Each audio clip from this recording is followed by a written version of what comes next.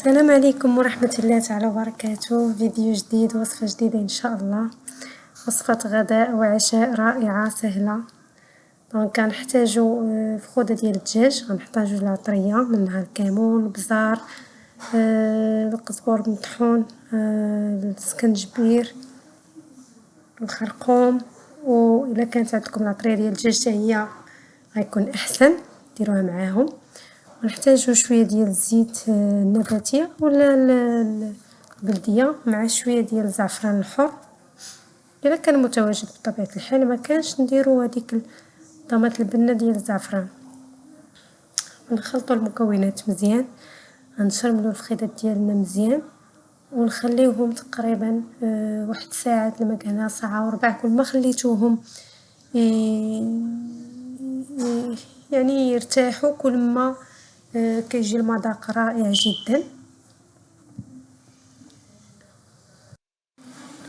من موراها غنشد واحد البصيله كبيره غنشلضها، درتها انا في الروبوط طحنات ليا. اللي ما عندوش الروبوط يقدر يقطعها مشلضه رقيقه مزيان مع شويه ديال الحامض مصير، كتجي في المذاق رائع. غنديروها في اللاطه غنحتاجو هاد بطاطا صغيره. الا ما كانش بطاطا صغيره نقدروا نديروا البطاطا العاديه ونقطعوها دواور مثلا.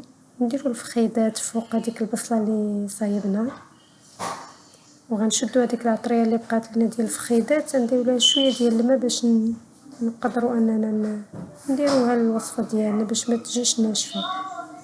غير شويه ديال الماء حيت اصلا البصله كتطلق الماء. نديروا البطاطا في الجوانب ونديروا عليها ديك لاصوص اللي ديك العطريه اللي زدناها شويه ديال الماء نديروها فوق. كتعطي واحد المذاق زوين. نديروه من فوق الفخيدات ومن فوق البطاطا حتى هما باش يعطي المذاق رائع. غتعجبكم هاد الوصفه، نتمنى انكم تجربوها. ناجحه 100% او في اطار تغيير كيف ما كنقولوا ديما. الطاجين ولا المرقه كتطلع لينا في الراس، مره الواحد يبدل.